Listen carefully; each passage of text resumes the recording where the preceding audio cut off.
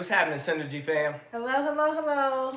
We are going to talk about how to keep that spark alive in your marriage after years of marriage. Yeah, and so the one thing after 22 years I will say is keeping the spark alive requires intentional effort. So Vince, tell me, when life gets busy and the spark starts to fade, what do you do, or what would you suggest couples do?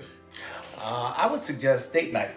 And I recall more recently you challenged me about date night and about how to be a little bit more creative in the dates. And I think that that's an important thing because sometimes the dates can get stale or routine.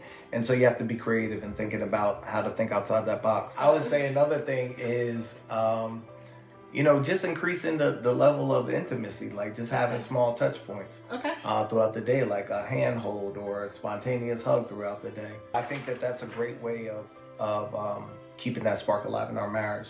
Yeah, so me being the person that I am, I don't like being put in a box, y'all. So having a spontaneous moment. So for instance, one example, on your birthday, I made pancakes for you because I know you like pancakes. I don't like pancakes, but I know that he does. So me being able to tap into his love language, which, is an act of service, and me actually getting up, which I like sleep.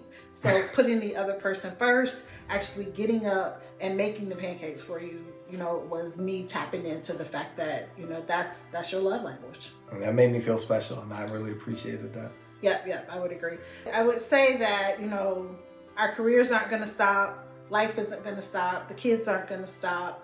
Commitment to our social organizations aren't going to stop. So we have to stop and be intentional on investing in what's important to us, and that is our marriage. Lastly, I would add that we need to make sure that we're covered in prayer, both individually and as a couple. And basically making sure that faith is the foundation. Absolutely. When you have faith at the center of your marriage, it keeps the small things out, like your perspective, my perspective. When we focus on God's perspective, and God is at the center, it makes for a stronger foundation. I agree. So Synergy family, we want to throw the question to you.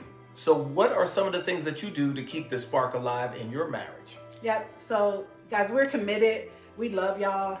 We're here to build stronger marriages. Absolutely. We invite you to join us in our newly launched Synergy Better Together community. So hopefully we will see y'all on the inside. See y'all on the inside.